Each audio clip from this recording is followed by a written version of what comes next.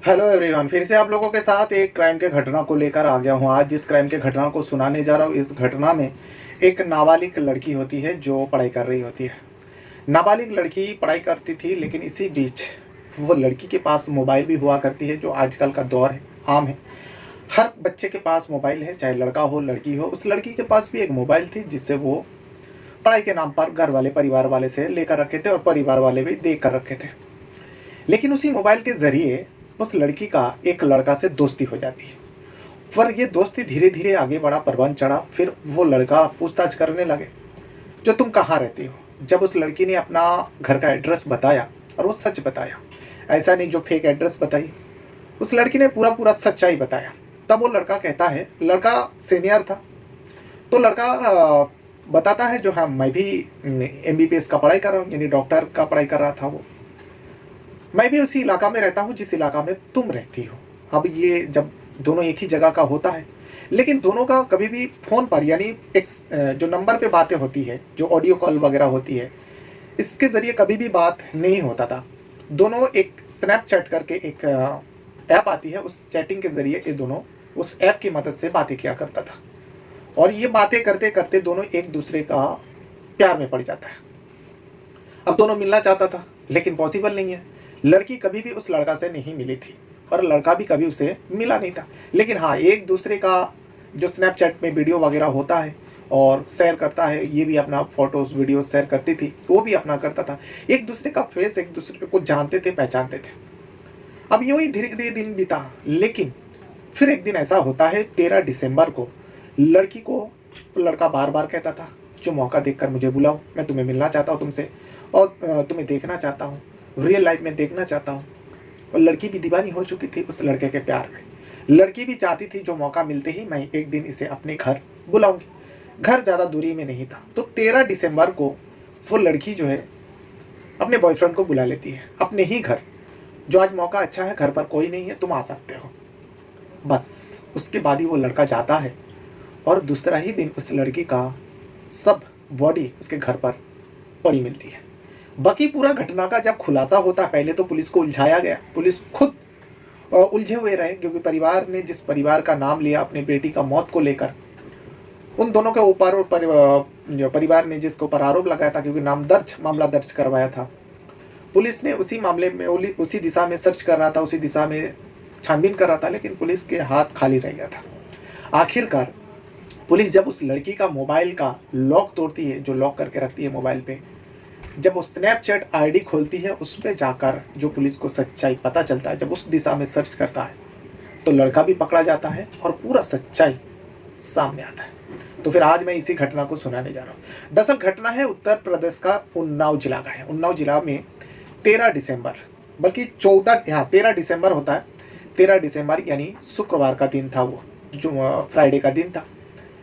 एक लड़की है, था तो नाबालिग, लेकिन 17 साल की थी, तो जवान थी।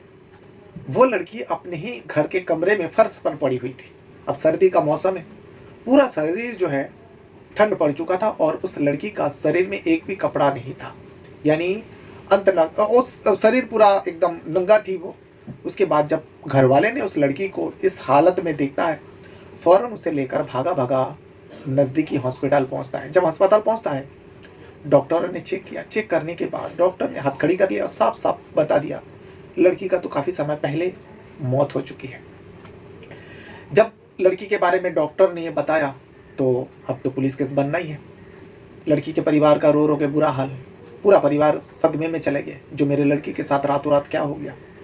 पुलिस को खबर दी जाती है, पुलिस आती है, क्योंकि इसका अंतिम संस्कार करने ही जा रहा था। मामला कुछ यूँ हुआ, डॉक्टर के पास जब ले गए, तो डॉक्टरों ने बताया, जो लड़की की मौत जो है ठंड के वजह से हुआ है, और इतने सर्दी में लड़की का पूरा शरीर ठंड पड़ चुका है, और उसके चलते मौत हुआ है, डॉक्टरों ने बताया। और आसपास के लोगों को जब पता चला था, जब लड़की उस हालत में कमरे में पड़ी थी, आसपास के लोगों ने भी वही सोचा था। लेकिन हैरान कर देने वाली बात यह थी, लड़की के शरीर पर कपड़ा नहीं थी, तो फिर लड़की बगैर कपड़ों का वो कर क्या रही थी? यही सवाल लड़की का पिता को खाए जा रहे थे। और जब इस हालत में थी, तो उसके जो शरीर का प्राइवेट पार्ट होता है, उसके ऊपर भी कई लोगों का नज़र पड़ी। पिता ने गौर किया, उसके शरीर के जो प्राइवेट पार्ट होती है, उस जगह में कुछ जख्म था और खून बह रहा था। खून बहते हुए जम गया था, लेकिन खून आ रहा था। इसी चलते पिता को जो ठंड लगने की बात हुआ, ठंड लगने की वजह से मौत हुआ, पिता को यकीन नहीं आया। पिता अंतिम संस्कार होने नहीं देता है और पिता जो है पुलिस स्टेशन जाती है। उन्नाव पुलिस स्टेशन जाते हैं, जिस थाने के अंदर ये घटना हुआ था गांव में। उस पुलिस स्टेशन में जाते हैं, जाने के बाद पूरी बात बताता है। पुलिस का टीम आती है, आने के बाद बॉडी को कब्जे में लेता है, पोस्टमार्टम के लिए भेज देता है। जब पोस्टमार्टम के लिए भेजता है और यहाँ पे पिता से पूछताछ करता है, जो तुम्हें किसके ऊपर शक है, जबकि सारे लोग तो वही बता रहा है ठंड लगने की वजह से मौत हुआ, तुमने डॉक्टर के पास भी लेके गया, डॉक्टर का टीम ने भी बताया, डॉक्टर लोगों ने भी बताया, तो फिर तुम्हें क्यों ऐसा लग रहा है जो तुम्हारी बेटी को मारा गया? तब पिता जो है पड़ोस में ही रहने वाला एक परिवार के ऊपर इल्जाम लगाता है और नाम दर्ज, एक का नाम होता है सुजीत और दूसरे का नाम होता है कुबारा, दोनों के ऊपर नाम दर्ज मामला दर्ज कराता है। इन दोनों ने, इनके परिवार ने मेरी बेटी को मारा है और मेरी बेटी का मौत का कारण ये पूरा परिवार है। पुलिस ने पूछा, भाई आखिर ऐसा क्यों, क्या तुम्हारे साथ क्या दुश्मनी था? तो एक पुराना रंजिश थी इन दोनों के परिवार में, लड़की के परिवार और सुजीत के परिवार में। पुराना जमीन विवाद को लेकर उन लोगों के अंदर अनबन चल रहा था, रंजिश थी, और इसी का शक जताया लड़की का पिता ने। अब जब लड़की की मौत हुआ तो इसीलिए पुलिस भी नाम दर्ज मामला जब दर्ज हुआ, उन दोनों को पकड़ते हैं, थाने ले जाते हैं, पूछताछ करता है। लेकिन पुलिस का पूछताछ से पुलिस को साफ पता चल गया था ये परिवार जो है इस लड़की का मौत का जिम्मेदार नहीं है। अब पिता है, पुराना रंजिश था, इसकी वजह से नाम ले लिया, बेटी का मौत हो गया। लेकिन पोस्टमार्टम का रिपोर्ट आती है, पोस्टमार्टम का रिपोर्ट से भी पता चलता है जो लड़की को ठंड लगने की वजह से मौत नहीं हुआ, बल्कि लड़की का मौत से पहले लड़की के साथ शारीरिक संबंध बनाया गया, और ये शारीरिक संबंध जो है बनाने वाला एक से ज़्यादा आदमी है, और इसी के चलते लड़की का जो प्राइवेट पार्ट है, नाजुक अंग है, उस पर चोटें आई है। अब पुलिस को पूरा एंगल अलग लग गया। अब पुलिस दूसरे दिशा में सर्च करता है, लड़की के बारे में पूछताछ करता है, जो किसी के साथ उठना बैठना, कोई बॉयफ्रेंड वगैरह। तो पूरा परिवार को नहीं पता थी जो लड़की किसी लड़का के साथ बात भी करती है और उससे उसका प्यार है। लेकिन लड़की के परिवार ने मना किया, इनकार किया। तो पुलिस ने पूछा, क्या लड़की के पास कोई मोबाइल था, मोबाइल हुआ करता है? तो लड़की परिवार ने बताया, हाँ, पढ़ाई के लिए हमने मोबाइल दे रखी है। मोबाइल को लेता है, कॉल डिटेल चेक करता है, लेकिन कभी इन दोनों ने फ़ोन पर बातें नहीं किया था। तभी जो है पुलिस अब सोचता है जो क्या किया जाए, क्योंकि बाकी सारे जो ऐप है, सोशल मीडिया ऐप है, उस लड़की ने सारे ऐप को लॉक रखा था। अब लॉक तोड़ना ज़रूरी है। उसी मोबाइल के अंदर एक ऐप था स्नैपचैट करके। अब स्नैपचैट जो एक प्लेटफॉर्म है, उस प्लेटफॉर्म के ज़रिए आप फ्रेंड बना भी सकते हो, बातें कर सकते हो, और व्हाट्सएप भी है। अब लॉक तोड़ता है, क्योंकि अपना अपना पासवर्ड देकर लॉक रखता है। जब उसका लॉक तोड़ा जाता है, लॉक तोड़ने के बाद जब स्नैपचैट और व्हाट्सएप का चैट चेक करता है, तो उसमें पता चलता है एक लड़का से लड़की गुरुवार रात को 11:30 बजे बात की थी, चैट के ज़रिए बुलाए थे अपने घर, जो तुम अब मेरे घर आ जाओ, मेरे घर में अभी इस वक्त कोई नहीं है। अब वो लड़का कौन है, उस पर नंबर मौजूद था। उस नंबर को जब टेस्ट करता है, उसी मोहल्ले का ही निकालता है। जब उस लड़के का घर तक पहुंचता है, उस लड़के का नाम होता है रामबरन उर्फ राज। राज जो है MBBS का पढ़ाई करता है, स्टूडेंट था वो। रामबरन के घर में पहुंचता है, घर वाले सब मौजूद था, पुलिस की टीम जाते हैं, रामबरन को पकड़कर थाने लाता है। थाने लाने के बाद उस लड़की के बारे में पूछताछ करता है। हर मुजरिम के जैसा रामबरन राज कहाँ सच बोलने वाला था, वो भी झूठ का सहारा लिया। लेकिन पुलिस के पास सबूत था, उस चैट के जरिए पूरा बात बताया। तब जाकर रामबरन उर्फ राज पुलिस के सवाल के आगे टिक नहीं पाता है, आखिरकार सच्चाई कबूल लेता है। बताता है, हाँ, मैंने ही अपने प्रेमिका को मारा, और मेरी ही वजह से मारा, तो नहीं, बस मेरी वजह से उसकी मौत हुई है। पूरी बात बताता है रामबरन। रामबरन बताता है जो मैं कभी उससे मिला नहीं था, और ना वो मुझसे मिली थी, बस स्नैप के चैट के जरिए हम दोनों का बातचीत हुआ। फिर जब मुझे पता चला उसने बताई इसी मोहल्ले के रहने वाली है, तो मैं आए दिन उससे इंटरेस्ट लेने लगा, उससे बातें करने लगा। मैं उसे नंबर मांगता था, लेकिन वो नंबर नहीं देती थी। जो नहीं, मेरे घर में और भी लोग हैं, अगर पता चलेगा मैं किसी लड़का के साथ बातें करती हूँ तो मोबाइल छीन लेंगे, तुम इसी से बातें किया करो। लेकिन मैं कहता था जो एक ही मोहल्ले में रहते हैं, कभी मैंने तुमको देखा नहीं, मुझे तुमको देखने का बहुत मन करता। लेकिन उस लड़की के लिए पॉसिबल नहीं हो पाता था, क्योंकि घर में लोग मौजूद थे। जब मैं बार बार जिद करता था, लड़की भी चाहती थी जो वो मुझसे मिले, लेकिन वो उसकी मजबूरी थी। फिर गुरुवार रात को जब हम दोनों बातें कर रहे थे चैट के जरिए, तब अचानक जो है वो व्हाट्सएप करती है। व्हाट्सएप में वो बातें करती है, वो नंबर लेती है, जो ठीक है तुम अपना नंबर दो, लेकिन कॉल मत करना, मैसेज के जरिए बात करना, व्हाट्सएप करना। व्हाट्सएप में हाई हेलो होते होते अब दोनों एक दूसरे से वही बातचीत कर रहा जो स्नैपचैट में बातचीत होता था। तो लड़की बताती है, अगर तुम मुझे देखना चाहते हो, मुझसे मिलना चाहते हो, तो 11:30 बजे करीब मेरे घर आ जाना। गुरुवार रात की बात है ये। अब गुरुवार रात को 11:30 बजे, ये 12 दिसंबर की बात है, 12 दिसंबर को 11:32 पर वो चैट के हिसाब से पुलिस ने जब चेक किया, रामबरन उर्फ राज घर से निकलता है और 15 मिनट के बाद 11:47 पर लड़की के घर पहुंच जाता है। जब लड़की के घर पहुंचता है, उससे पहले रामबरन कुछ किया था अपने साथ, उसके बारे में बाद में पुलिस को बता दिया।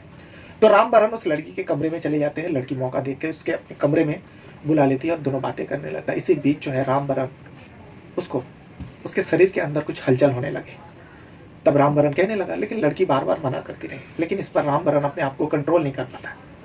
कंट्रोल इस वजह से नहीं कर पाता है क्योंकि रामबरन जो है उस लड़की से मिलने से पहले उसकी नीयत बिगड़ चुका था।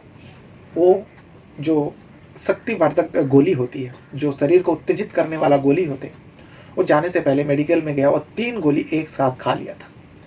और जाने के बाद लड़की से बातें करते करते आप उसको वो संबंध बनाने को बात करती है, लेकिन लड़की सीधा मना कर देती है, जिस पर रामबरन उसके साथ जबरदस्ती शारीरिक संबंध बनाता है। यानी जबरदस्ती उस लड़की के साथ 3 जो शक्तिवर्धक गोली खाने के बाद उसके शरीर का उत्तेजना इतना बढ़ गया था कि उसे पता भी नहीं चल रहा था वो कर क्या रहा है। लड़की के साथ जबरदस्ती उसका पूरा शरीर का कपड़ा उतार कर उसके साथ संबंध बनाता है और कई घंटों तक बनाता रहता है। जब लड़की की हालत बिगड़ने लगे तब रामबरन को एहसास हुआ, अरे लड़की की हालत बिगड़ने लगा और लड़की का जो प्राइवेट पार्ट है उससे बहुत ज़्यादा खून बह रहा था। लड़की तो पहले चीखी, लेकिन उसके मुंह दबाकर उसके साथ वही गंदा काम करता रहा। लेकिन जब ज़्यादा हालत बिगड़ी कि उसे पता था अगर डॉक्टर या अस्पताल में ले जाऊंगा तो मैं फंस सकता हूँ, लोगों के सामने आ सकता हूँ, लोगों की नज़र में आ सकता हूँ। वो डर के बारे में लड़की को उसी अवस्था में, लड़की के शरीर में एक भी कपड़ा नहीं था और लड़की के अंदर ताकत भी नहीं थी, सारी ताकत खत्म हो चुकी थी, वो भाग जाता है। लेकिन लड़का ही जिंदा थी। लड़की के शरीर के अंदर थोड़ा बहुत भी ताकत भी नहीं थी, चीखने की भी ताकत नहीं थी, चिल्लाने की भी ताकत नहीं थी। जब थोड़ी देर गुजर जाने के बाद, ठंड का मौसम था, लड़की फर्श पर पड़ी थी, लेकिन सुबह होते होते लड़की की मौत हो जाती।